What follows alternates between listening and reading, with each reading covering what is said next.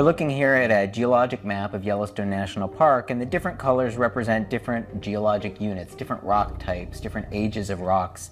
You can see that all of the pink units in here, these represent the very youngest lava flows, mostly, that erupted at the Yellowstone volcano. Most of these are between about 160 and 70,000 years old, and we see that they're covering up this area of the park. It turns out this is the Yellowstone caldera. It starts around here and it moves out into the area over here, and it's about 50 miles long. And it formed when this green material erupted. This is called the Lava Creek Tuff, and the age of this unit, it's found here in the light green and the dark green, also to the south. The age is 640,000 years. This was an enormous eruption, and it spread ash over much of the United States, and a similar eruption to that today would certainly be a big deal. But since this time, there have been about 80 different eruptions at Yellowstone. Some of them are very big. This one is the most recent. It's 70,000 years old, and it's called the Pitchstone Plateau lava flow. In fact, the size of it is about the size of Washington, D.C., and it's about 100 yards thick in most places. So this is what we're looking at. We can see volcanic rocks everywhere, evidence that this is a really unusual place. It's a massive volcano.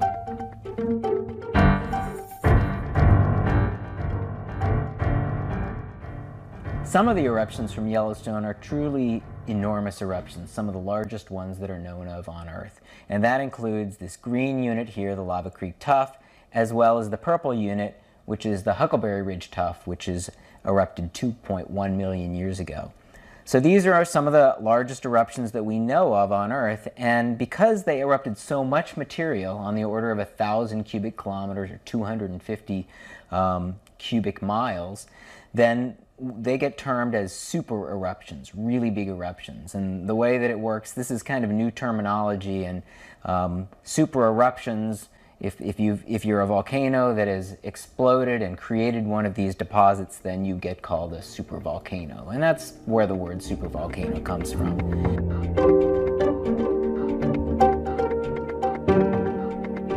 So you have this magma that's beneath the surface, and when it erupts and comes out, there's no longer support for the ground surface up here. And as a result, the ground surface just caves in, it founders and it falls in.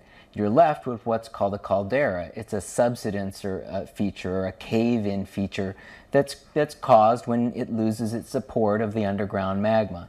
As a result, when it first formed, you had a hole that was on the order of 50 miles long and maybe even 1,000 or 2,000 or 3,000 feet deep in places.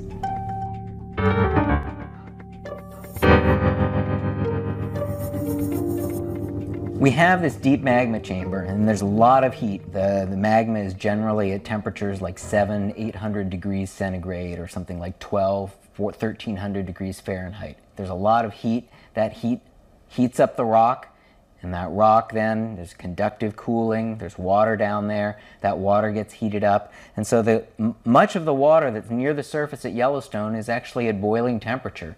And as you go down, it gets hotter and hotter. So that's creates a pressurized system of a boiling aquifer, of boiling groundwater, and that becomes unstable. It can cause earthquakes, and of course it causes the thermal features that we see everywhere at Yellowstone that make Yellowstone so famous. The geysers, the fumaroles or steam vents, the hot springs that are so beautiful and contain so many different kinds of life and thermophile bacteria. So that's what makes Yellowstone special, and it's pretty much all due to this underground magma system.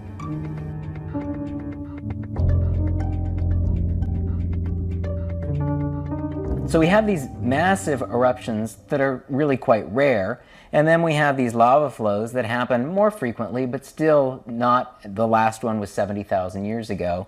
But this would be a really big event if it happened again within the park. It might cause forest fires, it might dam up rivers, and it would cause a lot of commotion and anxiety within Yellowstone, but it would have very little long range effect. It wouldn't affect people in states that are hundreds of miles away, certainly. We have other big events that occur at Yellowstone. For example, earthquakes. In 1959, there was a magnitude 7.5 that occurred out near Hebgen Lake. Caused a lot of damage in the park, and also caused a lot of changes to the thermal areas within Yellowstone.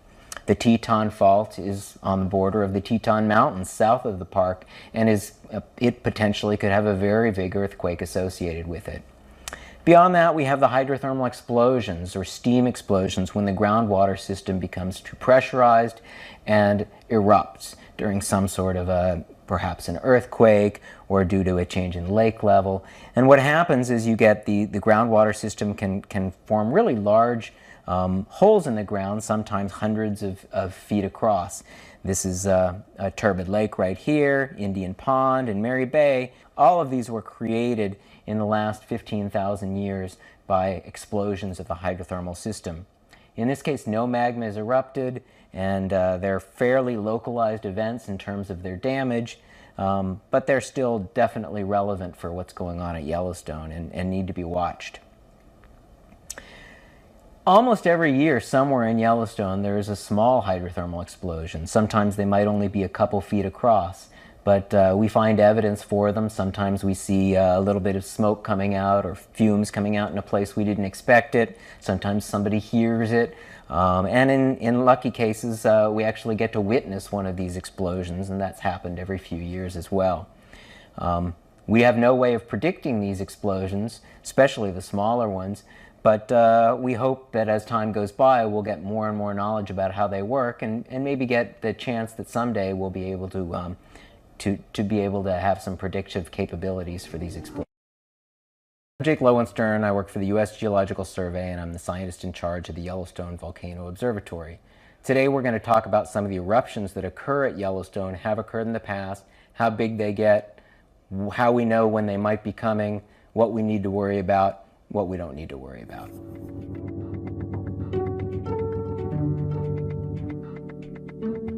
The last one of these mammoth eruptions, so-called super eruption, was 640,000 years ago, and that created this green deposit, the Lava Creek Tuff.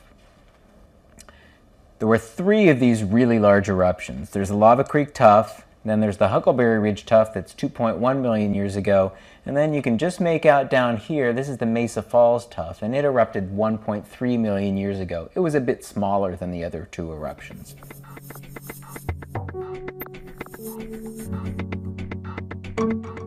Since the eruption of the Lava Creek Tuff 640,000 years ago, we've had a lot of eruptions within the caldera, probably 80 different eruptions both within the caldera and outside the caldera. Many of them are these really large lava flows. The most recent lava flow was down here on the Pitchstone Plateau 70,000 years ago, and it's a really enormous eruptive unit. These are big eruptions, but they're just within Yellowstone, and they don't appear to be highly explosive. Besides that, we have a number of smaller eruptions that are similar in composition. These are rhyolite lava flows. They're really sticky and gooey and don't move very far from their source. And these are in pink. We also have basalt lavas that are more similar to what gets erupted in Hawaii. It's more rapid moving material. And they're found out here outside the caldera and then out in the area to the east as well. One of the reasons that we know that Yellowstone still has an active magma system, other than the fact that there's so much heat coming out, is the fact that we never see these basalt lavas actually making it out of the caldera. And that's because it's denser than the rhyolite, and it's also relatively, it can't penetrate through this very viscous, sticky, and less dense material. And as a result, it just ponds beneath the rhyolite magma chamber, and it loses its heat to the rhyolite. When you're outside the caldera, the rocks are cooler, and there isn't any rhyolite, and the basalt can just create cracks and come up and make it to the surface.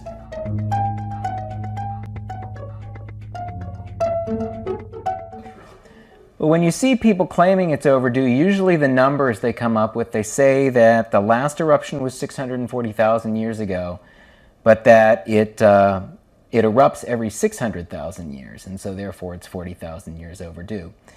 But in fact, if you average the eruption intervals, there's 2.1 million to 1.3 million, and then there was another eruption 640,000 years ago, and you average those numbers, you come up with something that's over 700,000 years. And so in reality, even if you tried to make this argument, it wouldn't be overdue for another 70,000 years or so.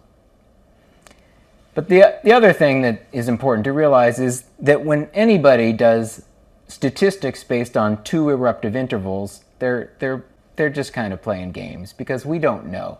There's no clock down there. The magma is going to erupt when it wants to erupt. There's been a lot of things that have happened over the last 600,000 years that might indicate there's less likely of an eruption. For example, about 500 or 600 cubic kilometers, or a couple hundred cubic miles, of magma was erupted just in the last 150,000 years. So you might think that that would slow the clock down in terms of the next eruption.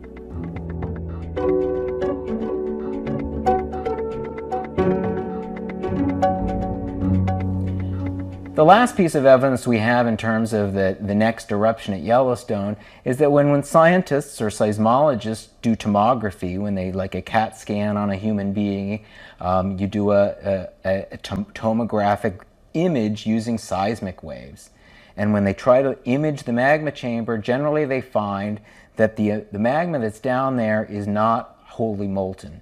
There may be molten bodies down there that are on the order of 100 or 200 cubic kilometers, but they don't see this massive magma chamber that's all molten material. So we don't expect that there's enough liquid magma down there to produce one of these immense eruptions as has happened in the geologic past at Yellowstone.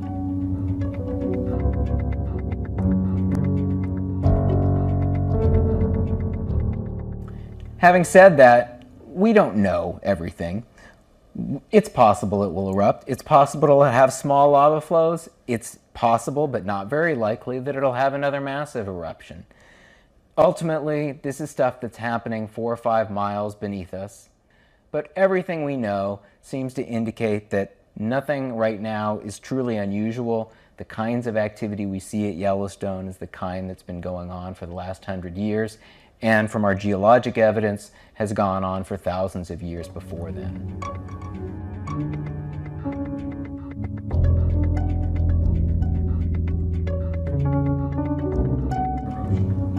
Well, occasionally we get swarms of earthquakes, and some of these swarms can be quite intense. We had one here in 2009 and the end of 2008 that was almost 1,000 earthquakes, and there were many of them that were above magnitude 3. Some of them were felt in the northern part of the lake. But that's pretty much all that happened. We had no evidence that there were any explosions that were occurring. The caldera had been moving up for a period of years, for about 4 years, and the caldera had moved up about this distance over a very broad area. But we didn't see any change that was occurring when the swarm was happening. And so we didn't really see any of the other indicators that would make us really think that something bigger was about to happen in terms of a volcanic activity.